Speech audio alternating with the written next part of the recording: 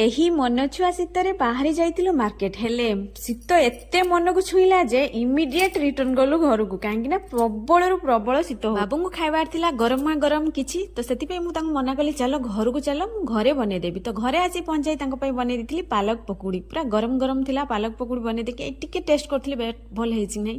ତାପରେ ବନେଇଦେଲି ଗରମା ଗରମ ଚାହା। ଚାହାର ସ୍ମେଲ ଏତେ ସୁନ୍ଦର ଥିଲା, କାହିଁକି ନା ମୁଁ ଚାହା ମସଲା କିଛି ପକେଇଥିଲି, ବହୁତ ହିଁ ସୁନ୍ଦର ଥିଲା। ଏହି ଶୀତୁଆ ଶୀତୁଆ ସନ୍ଧ୍ୟାରେ ହାତରେ ଚାହା କପ୍ ସହ ଗରମା ଗରମ ପାଲକ ପକୁଡି ଧରି ବସିଗଲୁ।